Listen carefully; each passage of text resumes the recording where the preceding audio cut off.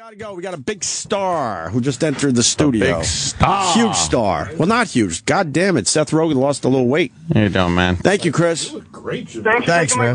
right. All right, buddy. Jimmy look good. We'll get back to the cat story later. That's too depressing. You saw that? Fucking Christ. Why would you do that? I know, right? Why would you do that? That's such a great question. Why would you do that?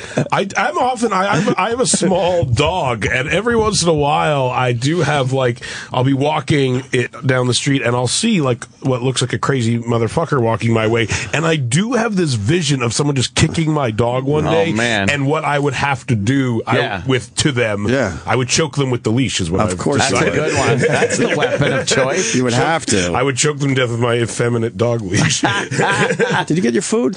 I did. I chowed it down. Oh, you already did it. Oh, I did, okay. yeah, All right. it was delicious. Making sure you were comfortable, man. Oh, yeah. It was, What kind of dog? I have a Cavalier King Charles Spaniel. It just sounds lame. That many words. It does. It's a cute dog. It literally is it looks like Lady from Lady and the Tramp. Oh, really? Aw, that's adorable. And it eats spaghetti like that. Nice. Oh, it Pushing the meatballs with its, with its nose. Do you bring it on planes? I do bring it on planes, yeah. Is that a pain in the ass to do? No, not really. She No? just sits there. She's very cool. very well behaved dog. But what do you do if she starts barking? Isn't that just embarrassing? She never starts barking, like ever. She very rarely barks. Oh, really? Good dog. Good dog. Won't they make you go from the front? I've heard that they'll take you if you're in first and your dog starts acting up, they'll make you in the back. And Do they really? Yeah, I've heard of that. What about the people that sit in the back? That just shows how shitty it is in the back. Go back there with them. Bother those people. You know, if that plane goes down, that dog isn't even going to know. Everyone will be horrified, and the dog will just be in a crate going like just doing the same thing right into the ground. Wouldn't even care. That's why it's nice being a dog. Right? Ignorance is truly That's bliss. what most people are thinking as their plane is crashing. Yes, I wish I was a dog. Dog's licking his balls as he fucking smashing a building. I wonder why all the people are screaming. There's a great story we got to do later, or we could do now. Do it now. Some woman was having sex in the bathroom of the airplane. Oh, Jesus. And she was really... Did you hear the story on the way in? Yep, I did. I don't understand these people. She was being really loud, and people were annoyed by that. Yeah. I love hearing a woman's, Maybe they didn't moaning. think it was sex, though. Maybe they thought she was having a little trouble in the bathroom. No, they all knew it was sex, and people were bothered enough where they started complaining, and then the stewardess had to knock on the door and try to calm her down. Jealous busybodies. But I guess she was moaning really loud. They send you to the back of the plane, Jeff. Fucking coach. Go fuck on those people. Would you be annoyed by that? I would not. My parents, it depends who was with me, the surroundings. It can be incredibly uncomfortable. Especially if it was your parents. Yeah, exactly. That I'd be cool with. I'd appreciate that. Oh, now I'm hearing from Travis, her parents were on the flight. Yeah. The person's fucking parents were on the Is flight. that true, Travis? And it was apparently, the guy was apparently a stranger. Oh, that Wow. that girl hates her parents. Wow. That's what happened there. So she goes in the bathroom knowing her parents are on the plane and then still is really loud? With a stranger. That's fucked. There's a story there. She must have wanted them to hear. Yeah, that didn't. Right. That doesn't just organically happen. Yeah. That girl goes on that plane thinking, "I'm going to fuck someone and piss off my parents." What a fucking lottery that is. She's mad that daddy blew her off, so she's getting back. Yeah. And who's that guy that spots a chick with her parents and he's like, And still tries to fuck her. I'm going to fuck her on a toilet in the sky. There's several obstacles in my way here, but I can work around all of them. A, I'm on an airplane. B, her parents are here. Yeah, I don't know She her. seems loud.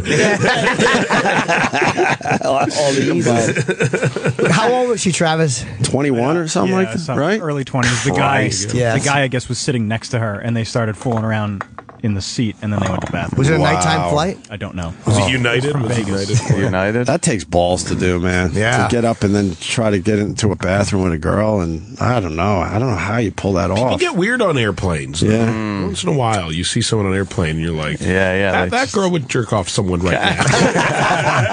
Yeah, it's usually the girl I'm flying with. It's not me. I think that everywhere I go.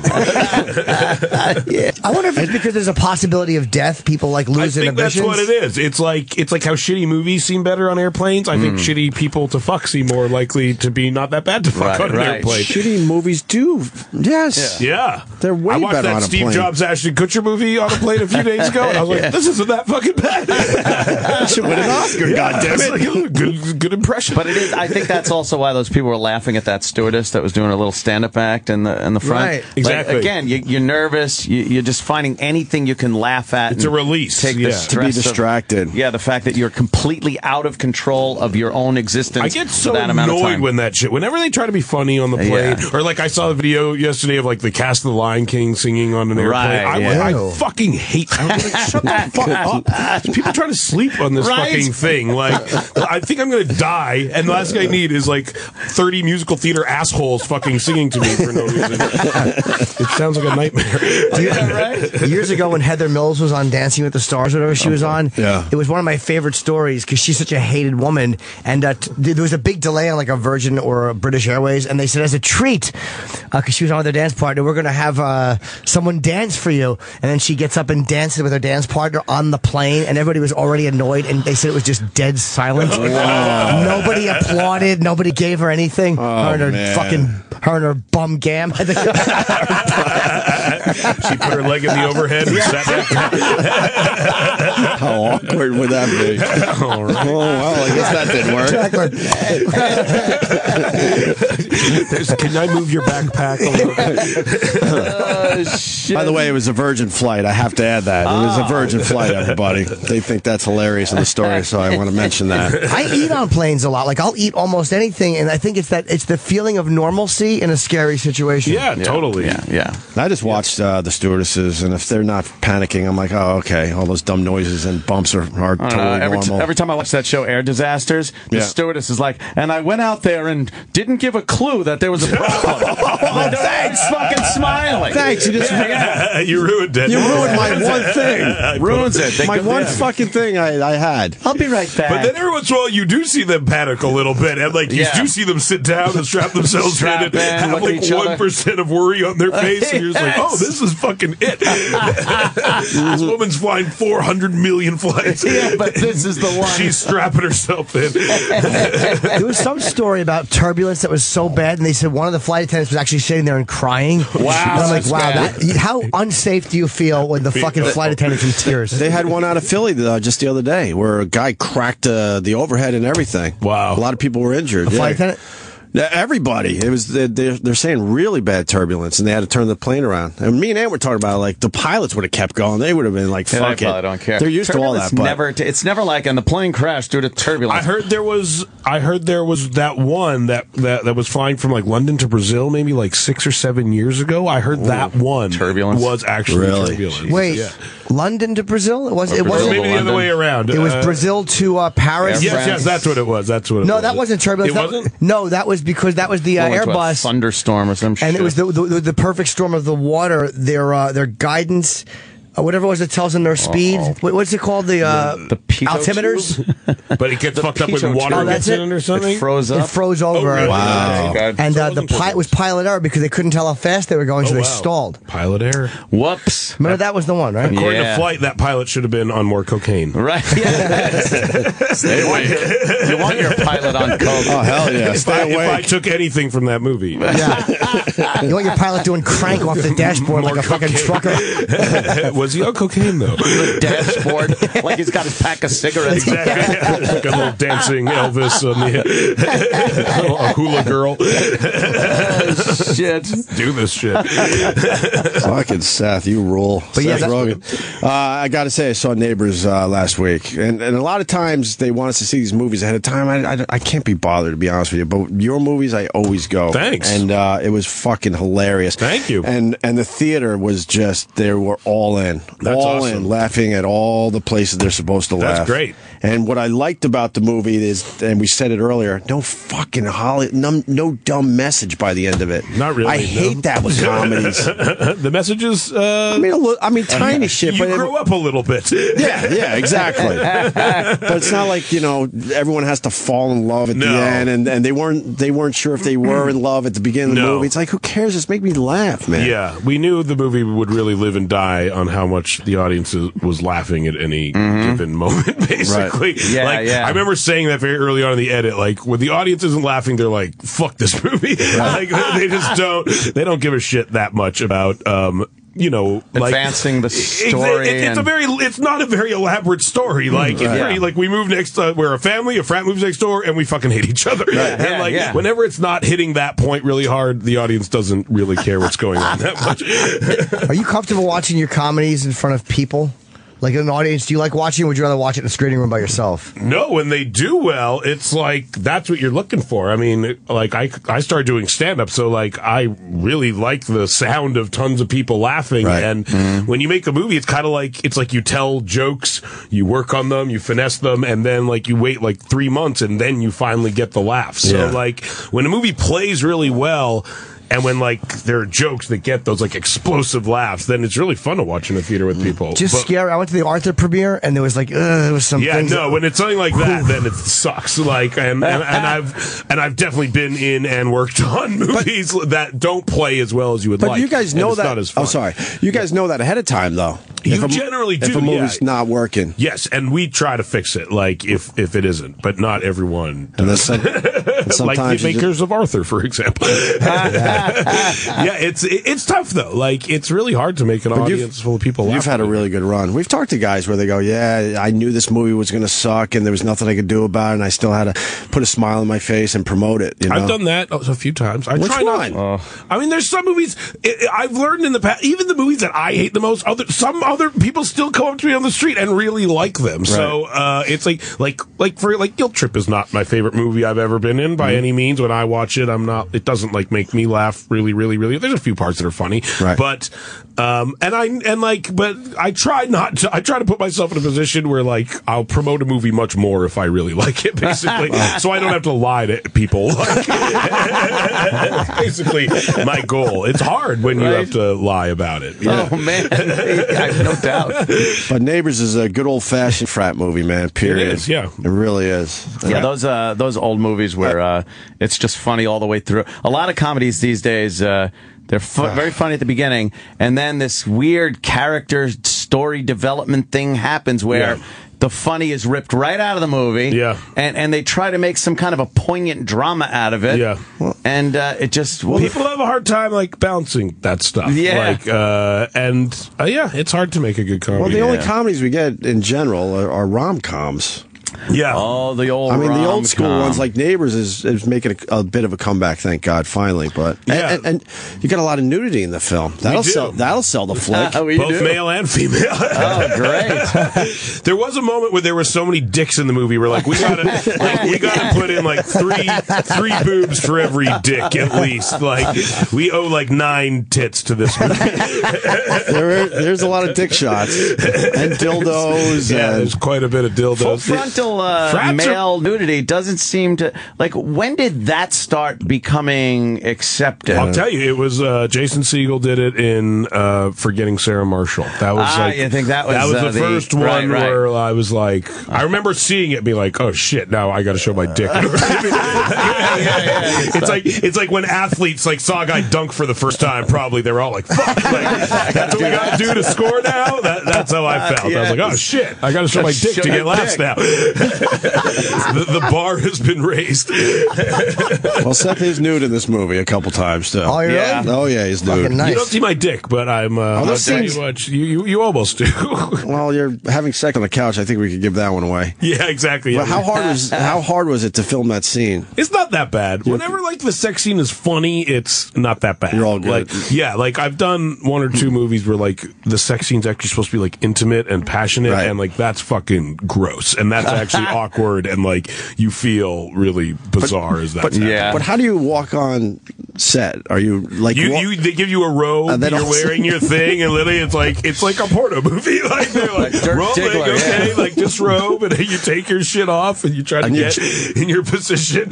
Like, do you cover up your junk knowing that they're not really filming that? Yeah, I mean, you know, it's always a fine balance, because you don't want to seem too ashamed of yourself, but at the same time, you don't want to be too explicit. explicit and make people uncomfortable. So Right. I'll like casually cover myself up. You don't want to scramble and you know. Like, Yeah, you don't want to make it look like yeah, you're trying. you just got caught jerking off or Right. something like that. Yeah. What's the sock they put on a guy? Or how do they hold your dick down? I know there's something. It's like a cock sock. It's and it doesn't like at best it holds like half a dick in a ball. Like it's not it doesn't quite do what you would hope it would. No, it does. If it doesn't hold all of it, it does exactly what you want it to do. And it's got to fall off during filming. It Yeah, just there's has always to. overflow. Like you will cut and I'll look down. It's just like, oh, like one of my balls just fully hanging out. We've all tried the sock thing, and that damn thing will just not stay on. No, it doesn't work. It doesn't really It has stay like on. little straps that like kind of go along, man. and they'll like digitally remove the straps. really? Okay. Yeah. There's some movie magic that happens. Wow. That is magic. It's literal So magic. the actresses are having kind of like a shaft and ball banged against them while they're fooling around like that. You're kind of dry humping them with like a little. Wow. Yeah, I remember like one of the first time, like when we filmed Knocked Up, I remember thinking like, if I was in high school, I would consider this sex. No shit. Like, I heard they like, yeah, like if I was 17, I'd be really bragging to my friends Right, about right. what is happening right now. I got blue balls right now. God damn it! It was sex, man. Yeah. That was hardcore sex when you were a teenager. For a teenager, a that young was- teenager, this is right? hardcore as it It got. really was. Didn't even care about the chafing for the next fucking week. No, not at all. Just like all raw. Right. Yeah, that was the goal. I'd dry hump the shit out of somebody. Are you worried about getting a rod in those situations, or is there a part of you that wants to just to show her? Yeah, Just to show her. I mean, I don't know how I'd feel I about remember that. reading a quote like from Sean Connery where he was, not talking about beating up women, but he was talking about making love to them on movies, and he said like I say to a woman, I'm sorry if I get aroused, and I'm sorry if I don't get aroused. And I always thought like that's a smooth thing that only Sean Connery can say. Get away with. Yeah. That wouldn't fly with me. No. Sorry if I get a boner, and I'm sorry if I don't get a boner.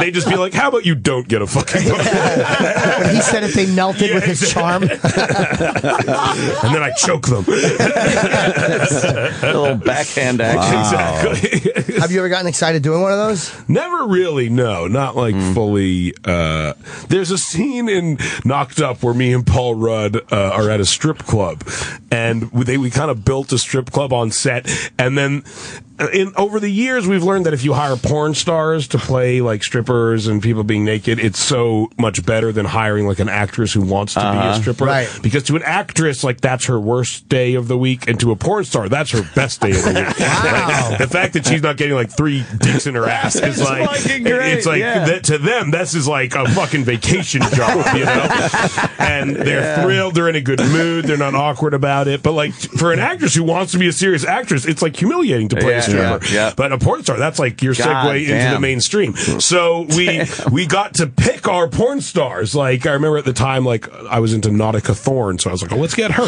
And Paul Rudd, I can't remember who he picked, but that and then we literally sat there. I got lap dances for like 3.5 hours straight. And I remember me and Paul beforehand talking about it, being like, it's going to be kind of awkward. It's going to be weird, like getting lap dances in front of all these people. And then like 30 seconds into it, we turned to each other. We're like, this is not awkward at all. This is the greatest fucking thing that's ever. This is literally just us getting lap dances for 3 hours straight. You should have taken a Cialis and put on silk boxers. It was wonderful. What a great point about a porn star, though. Like for them, that's such an easy day at work. Right. Oh, we still do it. It's like I actually was one of the ones who, like, when we made Zach and Miri make a porno, like I was a big proponent of I told Kevin Smith, like, hire fucking porn stars. Yeah. Like, do not try to get actresses who will do the stuff that you want these porn stars to do. Yeah. Because porn stars, they're down. It's great. Like you don't have to with actresses. I mean, rightfully so. It's generally like there's a negotiation of how naked they'll get. Again, a porn star's happy that she's not getting a watermelon in her ass. It's like, so I'm just naked? Yeah, you're just, and you guys are just going to tell jokes around me? Yeah, that's it. No one's shitting on me? I don't get no the one is shitting on me. And you're paying me? Yes, that's exactly what's happening. It's a fucking mutually beneficial situation. And they probably didn't jump up like regular actors would probably jump off your lap. Cut. All right, I'm up. No, Robot. they do, because they were all strippers, so they kind of do the stripper thing of like slowly like putting Yeah. Yeah. They keep it sexy. That's great. Who's Nautica? What's her name? Nautica Thorne. Do we know her? I don't know if I know her. What's her specialty? Does she have? Is she a blowjob queen or is her? She's Asian.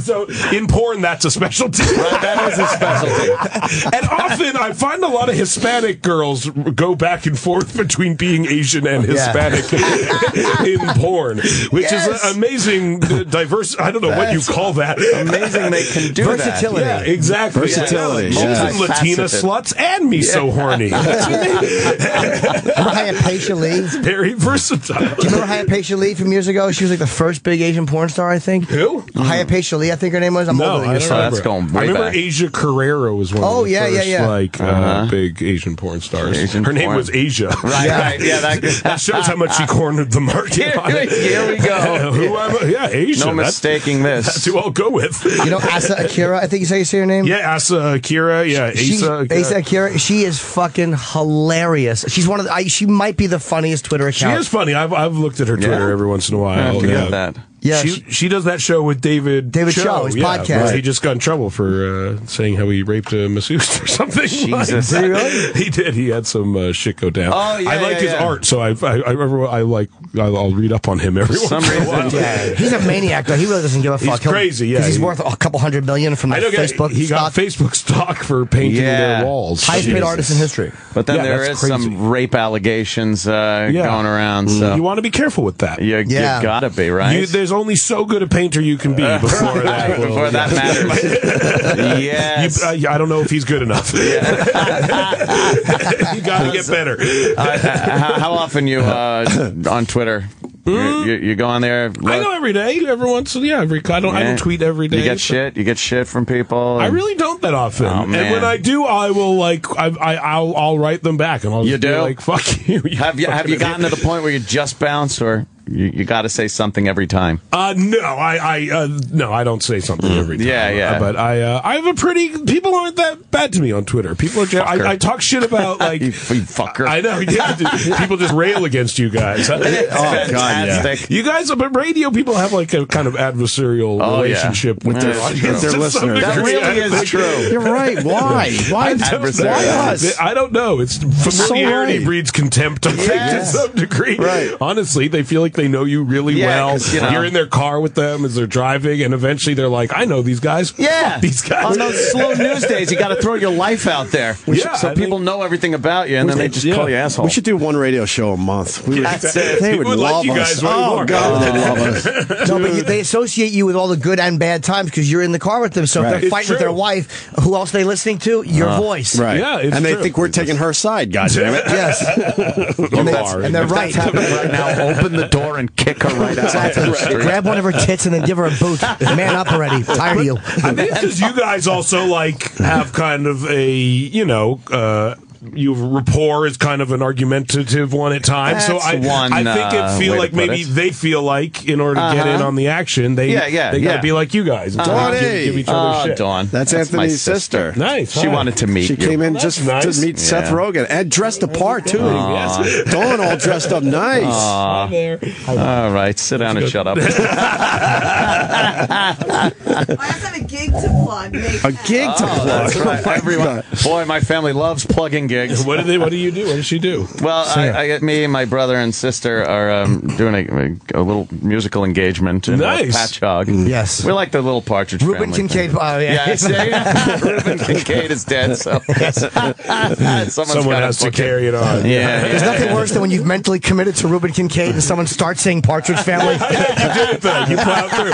You really did. You have the more specific reference. So I think even though it was a millisecond late, you get the points on that one. The margin of difficulty was higher on yours. Fuck. I hear you're involved in The Room, the movie The Room, something about it? Yeah, Franco. Great. Bought. Yeah, great. He, one of the guys who made The Room, wrote a book about the making Yes, of it. yeah. Greg Sestero, and so Franco optioned the book, and then asked me and Evan, my producing partner, to help him produce a movie based on on the book. So it's going to be a movie based on the making of the movie. Exactly, yeah. All right, this won't be an expensive movie. Because that goddamn thing is unbelievable. hilarious. Yeah, I saw it like 10 years ago, I think, for the first time. Like right when it came out. Like I just moved to L.A. and there would be billboards for it and ads and stuff like that. I remember I saw it with Jonah Hill actually randomly, and like we became obsessed with it. Like it was the greatest fucking That awful thing I've movie, ever right? seen. We saw clips of that. I think we watched. You watch it and you just trying to figure out what it is. Well, like, was this a goof? Is this guy serious? He's serious. Oh yeah, totally serious. But there's something like that's what's interesting about like as we talk about it and work on the movie, like. It's your instinct to just like say like fuck this movie, it's a horrible piece of shit, like why would you do this, like what an idiot. But what you can't ignore is that like there's tons of bad movies that aren't watchable and that like no one watches over and over and over again. So like there is something you kind of have to give credit to, because like of all the shitty movies, he made one that like people still watch 10 years later, love to watch that the people love it. And so like there is something probably of obviously no effort of the guy who made it, but there is something that's oddly brilliant about it in a weird way. What is that? Because obviously it was sheer accident that it made shitty in a way that people like watching shitty. Yeah, it's bizarre. What is that? I don't know. I don't get it. And it's like new shit. Like a lot of movies, like you get the joke 10 minutes in, you're like, I get it, it sucks. Right. This movie's not like that. No. In 10 minutes, like after 40 minutes, you're just like, it keeps coming up with new ways to be shitty.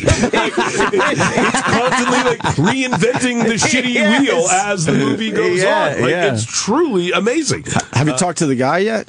I met him in a grocery store one time. Holy shit. Randomly, and I talked to him for a little while. Hi, Seth. Hi, Seth. Hi, Seth. Oh, yeah.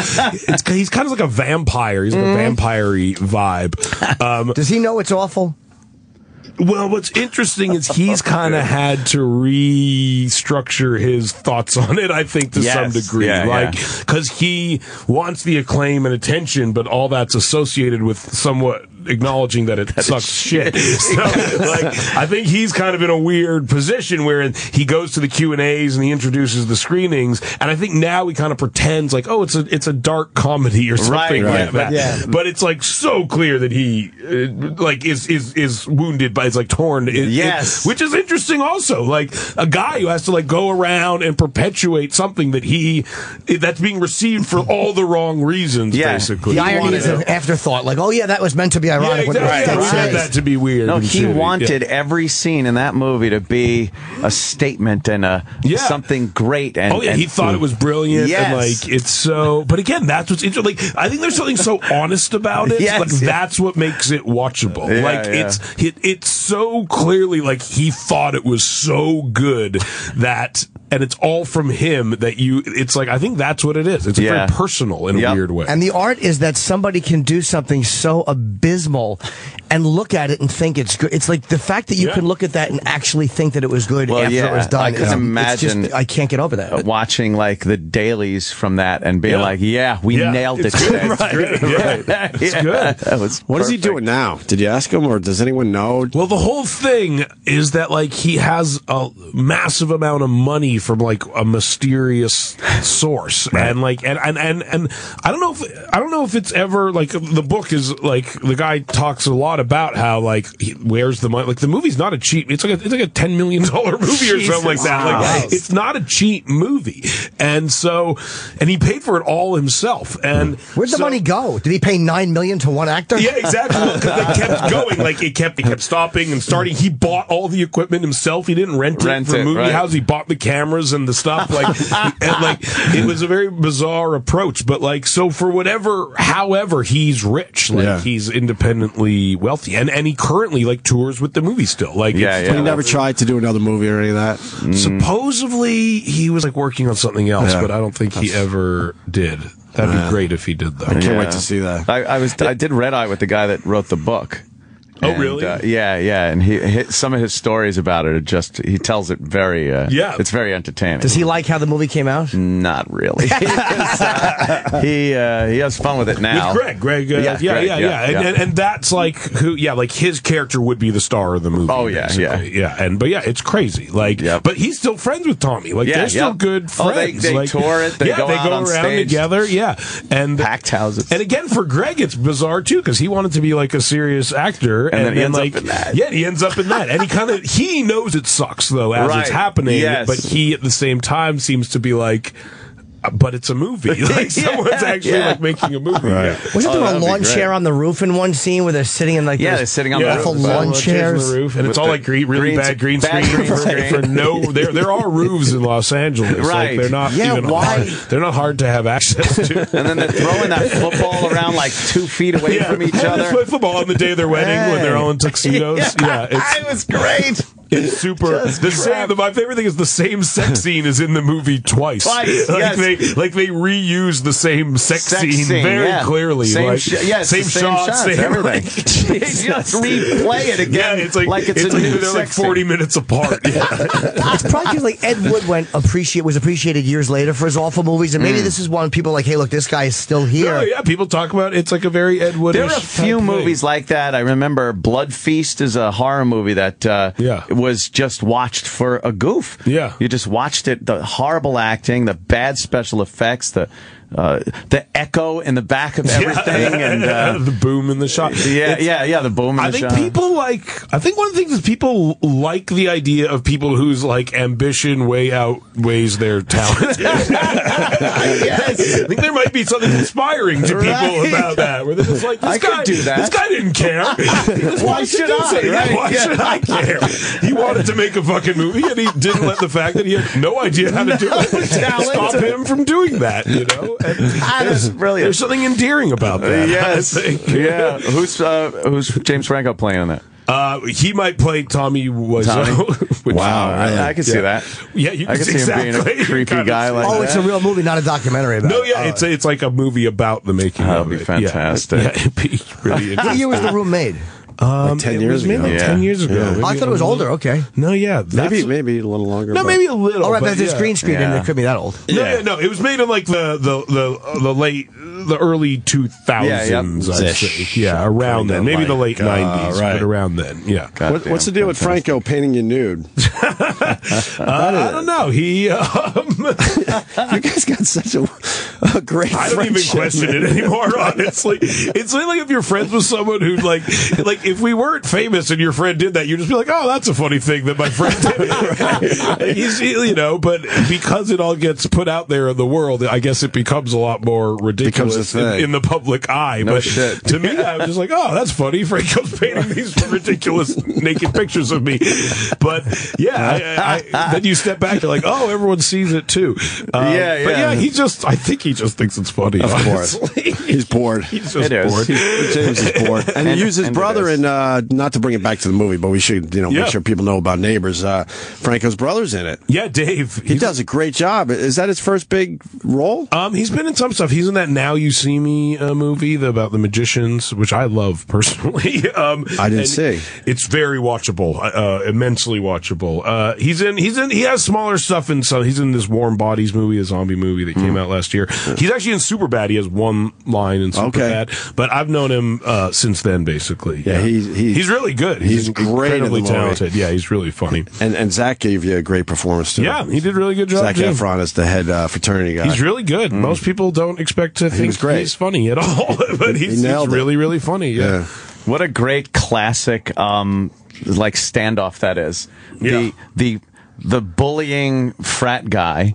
And then the, leave me the fuck alone guy. The family guy. Yeah. Well, it's true. I mean, it's funny, it's like, there was a moment where, you watch movies like Animal House and shit, and you think, man, it's fun to watch that, but you have to acknowledge, I'm at the age where I would hate those people. Right, yeah. It's fun in a movie, but, fuck those kids. Shut the fuck up. So right. I just want to go to sleep. Yeah, I want to watch television and go to fucking sleep. And that's I remember having to admit that to myself. Yeah. But funny. thinking like, that's probably relatable to more people than you would imagine.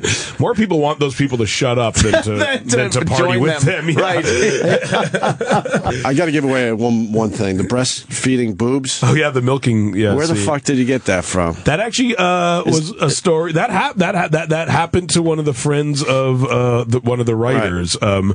There's a scene where like apparently, and I had no fucking idea that this happened, but like when a woman's breastfeeding, her breasts fill up with milk, and you use a pump to get the milk out. But if you don't have access to a pump, you have to physically squeeze the milk out of the breast.